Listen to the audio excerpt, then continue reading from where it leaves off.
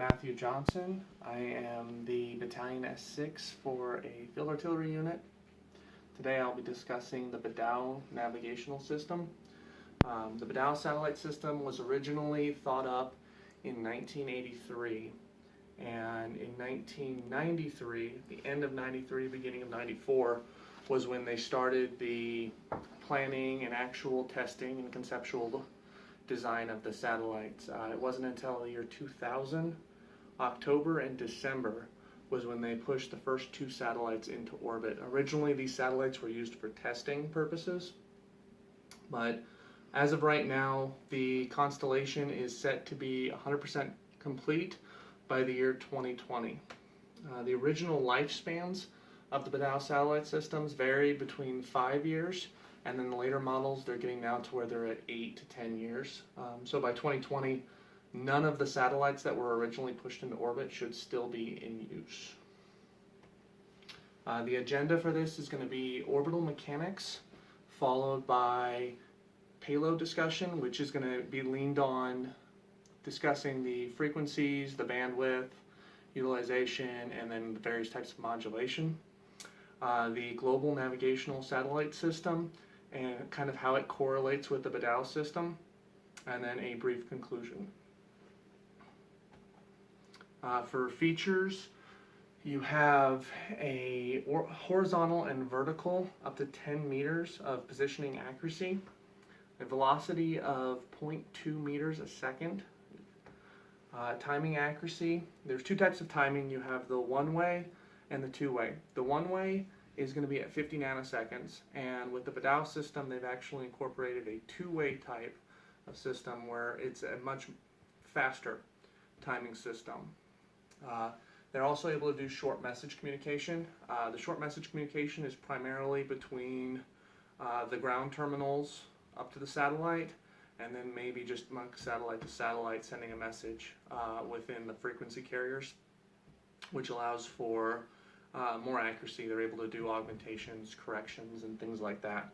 So if one satellite within the constellation gets a timing augmentation due to the ionosphere, it's able to kind of correlate and then send the message to all the other satellites within the constellation so that they know when they're in that orbital position that this is the augmentation to make it more accurate.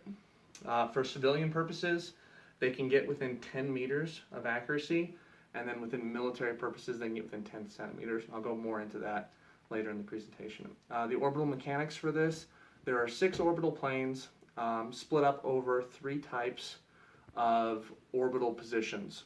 So I'm going to use this as a globe of the Earth, and basically it functions at a 55-degree inclination. So if you were to look at this as 0, you could have a 55-degree latitude, and then varying between where it is in orbital position of 55 to 180 degrees longitude. So the inclination, what goes up, basically it has to come back down. So you get 55-degree inclination north and south. To put this into perspective, the types of orbital planes, if the ball stopped rolling, you have what's known as a medium Earth orbit, which I'm going to use this to represent it. The medium Earth orbit, it functions at about 21,500 kilometers to around 23,000 kilometers.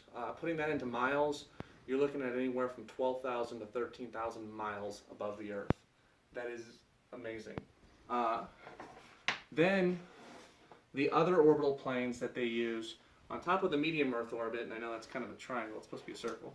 On top of the medium Earth orbit, you also have what's known as a geostationary orbit, which, as you can tell by my horrible circle, is a lot further out. The geostationary orbit tends to function around 38,000 to 42,000 kilometers. That's somewhere around 26,000 miles away from the Earth. The key thing to kind of know about that is the United States uses the GPS, the Global Positioning System. All of the Global Positioning System satellites are in a medium Earth orbit. So the fact that the Beidou system uses the geostationary orbit And it also uses what's known as an inclined geosynchronous orbit, which is in the same location. It's just slightly inclined, so it's not perfectly aligned with the equator. An inclined geostationary orbit tends to do kind of a figure eight when it's orbiting. And so it's pretty cool. If you look directly down on the Earth, it would almost be drawing a figure eight. So going into the next, current coverage for the Beidou system. I put polarity under coverage, but the reason why I put polarity is because it allows you to kind of see that in order to get a message two ways, it has to have a spin to it. So in order to actually provide the services, it would have to have a spin. So right-handed polarity is a lot like throwing a baseball with your right hand. It creates that kind of circle. And then if you were to catch it, it'd be like someone threw it with their left hand. So they almost kind of do this motion to where they never actually overlap. It uses pseudo-random noise. And what pseudo-random noise is it's a bunch of ones and zeros that have been embedded into a sine wave and then put onto a certain frequency. So it carries those ones and zeros. The data for the 50 BPS and the 500 BPS, depending on its orbital plane, is more or less just covering the ephemeris data, your nav message, your range controls, things of that nature. And then the fact that this receiver, so on Earth, the receiver would receive at a negative 163 dBW, and I have a correction on my slide. It says 161 up top and 163 below, but it's 163. And just that, it tells you the noise floor is here, and where this GPS navigation receiver is receiving is basically on the ground, about 4 feet below. So it's such a low signal that it's basically just listening. It has to intently listen just to hear this signal. Unfortunately, due to that being so low, it's also susceptible to jamming. The Beidou system operates on 4 bands and goes over 8 signals. The various frequencies are all in an L-band frequency, and they basically operate from varying bandwidths from anywhere from about 4 megahertz to 35 megahertz. The modulation that it uses to move the message, QPSK is quadrophase shift key, and basically what that means is you have a sine wave, and if you were to take the sine wave and just turn it to where it made a perfect circle, it would be a 1 and a 0 every 90 degrees within that circle. Then you have MBOC, which is multiplexed binary offset coding. And basically what that does is it takes the ones and zeros and it adds a negative symbol. So it adds the ability to do -1, which just makes it another type of modulation. Same with BOC. The reason why they add the 10,5 or the 15,2.5 is for timing purposes. They're syncing it up not only with code dynamic multiple axis, but they're also syncing it up with time dynamic multiple axis. So, the civilian and military commercial application. Currently, the competitors are India and Japan. The Indian National Navigational System and the Japanese Quasi-Zenith satellite system are both position, navigation, and timing systems that cover Asia, the Middle East, and kind of Australia. The Beidou system far outweighs, its capabilities are way better than these two systems. So prior to the Beidou system coming into play, they stood a chance. Now they don't really stand a chance. Commercially, Beidou system offers up to 10 meters of accuracy. It's primarily used by fishing boats, airlines. They can also use it in urban development and other things like disaster relief and so forth. From the military perspective, this is where I kind of get excited because I'm military. It does 10 centimeters of accuracy. So when you think of precision timing, I'm in a field artillery unit. When you think of a precision timed round, being able to get within 10 centimeters of a target, that guy can pretty much kiss his life goodbye. As soon as the Beidou system came into service, they basically started saying, okay, how can we make revenue? So on top of doing the commercial revenue, they went ahead and leased their military assets to some of the countries that aren't or don't have as predominant of a space program. So the prime example there is Pakistan. With Pakistan constantly being in war with India, it makes it where it's just a great way of building revenue. The